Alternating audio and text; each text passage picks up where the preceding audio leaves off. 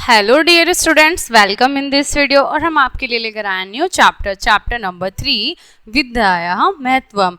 ठीक है, तो विद्यायाः महत्वम अर्थात विद्या का महत्व। इस चैप्टर में हम जानेंगे विद्या का महत्व क्या होता है। ठीक है, तो विद्या से मनुष्य सर्वत्र प्रतिष्ठा को प्राप्त करता है। ठीक है, जैसे सर्वविदित है कि विद्या से मनुष्य सर्वत्र मतलब सब जगह प्रतिष्ठा, यश, कीर्ति, ठीक है, इसको प्राप्त करता है। और राजा भी विद्यावासित विद्वान के समक्ष, मतलब जो राजा लोग भी होते हैं ना, तो वो भी विद्वान के समक्ष नतमस्तक होते हैं। तो देखिए विद्या का कितना बड़ा महत्व है कि जो राजा लोग भी हैं वो भी जो विद्वान हैं उनके सामने सर झुकाते हैं। विद्या अर्थात ज्ञान के कारण ही हम विभिन्न क्षेत्रों में ख्याति प्राप्त कर धन आदि अर्जित करते हैं। तो विद्या के कारण ही क्या होता है, हम विभिन्न क्षेत्रों में मतलब अलग अलग फील्ड्स में क्या करते हैं, ख्याति प्राप्त करके धन आदि अर्जित करते हैं, मतलब धन भी कमाते हैं और आपका जो यश है वो भी बढ़ता है। ठीक है, फेमस होते हैं। इस पाठ में हम निम्न पद से उच्च शिखर, कौन सा पद, विद्यायाः महत्वम, ठीक है, इस पद से उच्च शिखर पर पहुंचाने वाली, मतलब सबसे बड़े पहाड़ पर उच्च शिखर पर पहुंचाने वाली विद्या का संक्षिप्त ज्ञान प्राप्त करेंगे। ठीक है, संक्षिप्त अर्थात छोटा सा, तो मतलब छोटे से उसमें ही हम इसका विद्या का महत्व जानने की कोशिश करेंगे। Let's start. तो यहाँ पे कुछ श्लोक दिए हुए हैं विद्या के महत्व के लिए। तो वह विद्याधन कैसा है देखेंगे, विद्या की क्या महत्व है।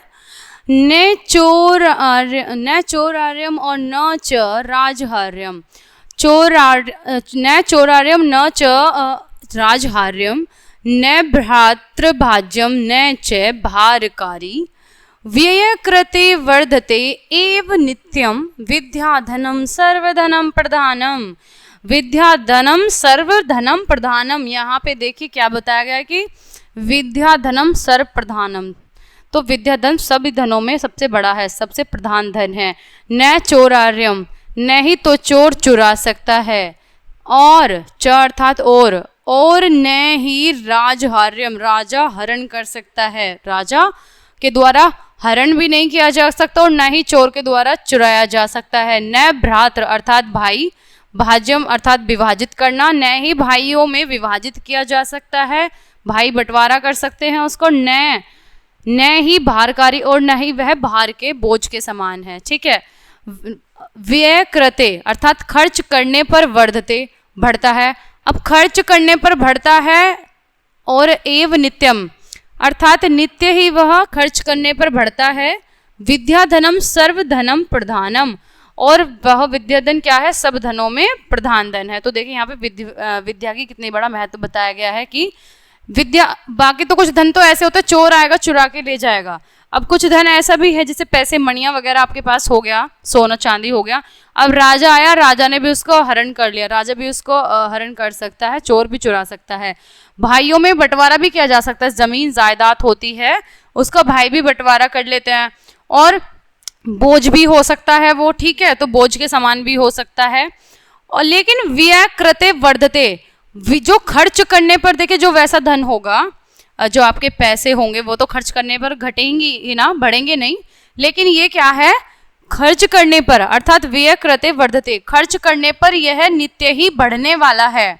ठीक है, और जो कुछ धन होता है, सोना चांदी होता है, वो तो खर्च करने पर जो पैसे होते हैं घटते हैं, लेकिन ये विद्याधन कैसा, आप इसको जितना खर्च करोगे, जितना ज्ञान बांटोगे उतना ही यह बढ़ेगा। ठीक है, वह विद्याधन सर्वधनम प्रधानम, इसीलिए यह विद्याधन सभी धनों में प्रधान धन कहा गया है, क्योंकि जो आपकी नॉलेज है, जो आपका ज्ञान है, वो आपके पास ही रहेगा, उसको कोई चुरा भी नहीं सकेगा, कोई इसका बंटवारा भी नहीं कर सकता, कोई इसका हरण भी नहीं कर सकता, और आपके लिए वो बोझ के समान भी नहीं, और वो आपको खर्च करोगे, दूसरों को दोगे तो वो बढ़ेगा ही, घटेगा नहीं। ठीक है, तो इसलिए विद्याधन सबसे बड़ा धन कहा गया है, सर्व प्रधानम धनम।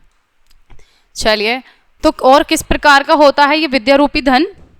मातेव रक्षति पितेव हिते नियुक्ते, मातेव रक्षति माता के समान, ठीक है, माता के समान रक्षा करने वाला होता है, और पितेव हिते, हित अर्थात हितकारी, कल्याणकारी, पिता के समान हितकारी कामों में नियुक्त करने वाला होता है। ठीक है, जैसे पिता हमें अच्छे कामों में नियुक्त करते हैं, लगाते हैं ना, उस पिता के समान अच्छे कामों में लगाने वाला होता है, और माता के समान रक्षा करने वाला होता है। कांतेव अर्थात पत्नी, कांता, ठीक है, कांते पत्नी के समान, च अभिर मम यत्यपनीयम खेदयम, ठीक है। और पत्नी के समान कैसा होता है? पत्नी के समान अच्छा और बुरे का पहचान करवा देने वाला होता है, जैसे पत्नी अच्छे बुरे का ज्ञान कराती है, ठीक है। लक्ष्मीम तनोति वितनोति चा दिक्षु कीर्तिम, और लक्ष्मी तनोति वितनोति च दिक्षु, लक्ष्मी के समान और किसके समान है? वो चारों दिशाओं में कीर्ति को बढ़ा देने वाला है, लक्ष्मी को बढ़ा देता है, ठीक है। और वितनेति च दिक्षु कीर्तिम, और चारों दिशाओं में जो कीर्ति है ना आपकी उसको फैला देने वाला है, लक्ष्मी को भी बढ़ा देने वाला है। किम किम न साधयति कल्पलतेव विद्या, कल्पलतेव, कल्प लता के समान, ठीक है।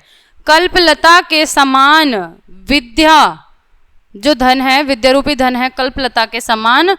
किम किम न साध्यति, क्या क्या नहीं कर सकता।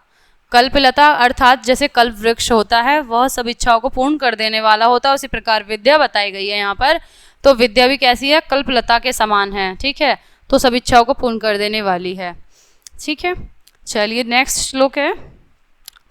आपूर्व को अपि कोशो अयम विदते तव भारती, आपूर्व को अपि कोशोयम खजाना, ठीक है, धन का, विदते तब भारती, भारती से यहाँ मतलब है भारती मतलब सरस्वती माता, ठीक है।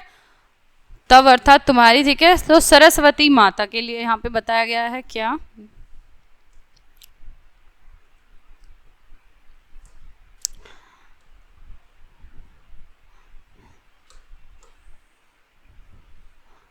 यस,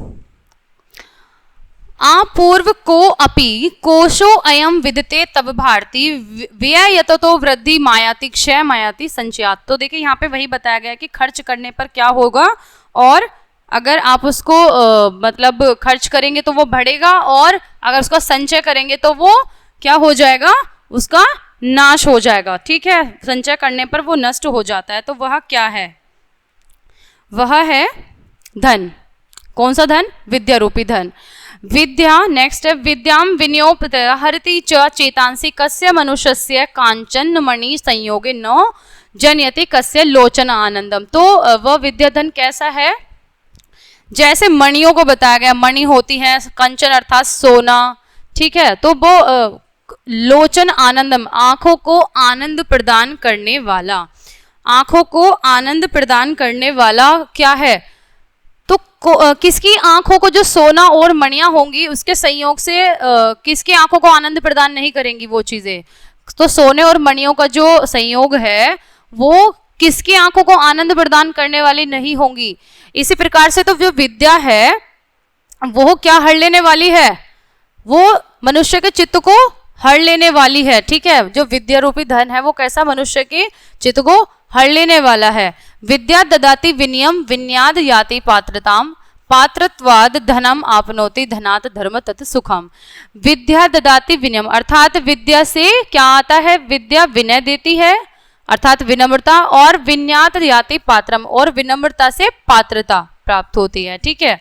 पात्रत्वाद धनम आपनोति, और पात्रता से क्या आता है? धनम आपनोति, धन आता है, और धनात धर्म, और धन से धर्म कमाया जाता है, ठीक है। धन से धर्म होता है, ततः सुखम, और फिर धर्म से सुख प्राप्त होता है, ठीक है। तो यहाँ पे विद्या रूपी धन का महत्व बताया गया है, ठीक है। तो विद्या रूपी धन वो कैसा है? चलिए एक बार फिर से हम इसका हिंदी अनुवाद देख लेते हैं। तो फर्स्ट क्या आता है? जैसे चोर नहीं चुरा सकता, चोर हार्यम न च राजा हार्यम, ठीक है। तो चोर जिसको नहीं चुरा सकता और राजा भी हरण नहीं कर सकता, भाई जिसका बंटवारा नहीं कर सकते, और ना ही वो वजनदार है मतलब बोझ के समान भी नहीं है, यह नित्य व्यय करने पर अर्थात खर्च करने पर बढ़ता है, वह विद्याधन सभी धनों में श्रेष्ठ है अर्थात प्रधान है, सबसे बड़ा है। माता के समान रक्षा करती है और पिता के समान अच्छे कार्यों में लगाता है, ठीक है। हितकारी कर्मों में नियुक्त करता है, लगाता है, और पत्नी के समान अच्छे बुरे की पहचान कराती है, लक्ष्मी को बढ़ाती है और दिशाओं में यश कीर्ति को फैलाती है। और यह कैसा है? कल्पलता के समान विद्या क्या क्या नहीं कर सकती है। हे सरस्वती, हे सरस्वती तुम्हारा खजाना कैसा है? तुम्हारा कोशाम्बर अर्थात तुम्हारा खजाना बहुत ज्यादा कैसा है? अनोखा है, और यह व्यय करने पर बढ़ता है और संचय करने पर क्या होता है? घटता है। तो सरस्वती तुम्हारा खजाना कैसा है? जैसे अपूर्व कोपी कोशायम वित्त भारती अर्थात हे सरस्वती, ठीक है। भारती अर्थात सरस्वती तुम्हारा खजाना कैसा है? को अपि, अपूर्व को अपि, कोशोयम अर्थात खजाना तुम्हारा बिल्कुल कैसा है, अनोखा है, और वो व्यय करने पर क्या होता है, बढ़ता, और क्षयम आयाति, संचय करने पर घटता है। ठीक है। विद्या विनय योपिता हरति चेतसाम कस्य मनुष्य, किसके मनुष्य का विद्या हरण नहीं करती है, अर्थात वो सभी के मनुष्य को अपनी ओर आकर्षित कर लेती है। ठीक है। तो इस तरह से वो सब के चित्र को विनम्रता से विद्या क्या कर लेती है, आकर्षित कर लेती है। और सोने और मणियों के संयोग से वह किस व्यक्ति के नेत्रों को आनंद नहीं मिलता, अर्थात सभी के नेत्रों को आनंद मिलता है, वैसे ही विनम्रता और विद्या जो है ना, उससे मनुष्य को आनंद मिलता है। ठीक है। विद्या विनम्रता देती है और विनम्रता से योग्यता आती है, योग्यता से धन आता है और धन से धर्म, और तब फिर क्या आता है, फिर धर्म से सुख की प्राप्ति होती है। तो ये था आपका चैप्टर 3 विद्या महत्वम, विद्या का महत्व। ये चैप्टर हो जाता है आपका यहीं पर कंप्लीट। मिलते हैं नेक्स्ट वीडियो में, तब तक के लिए बाय बाय।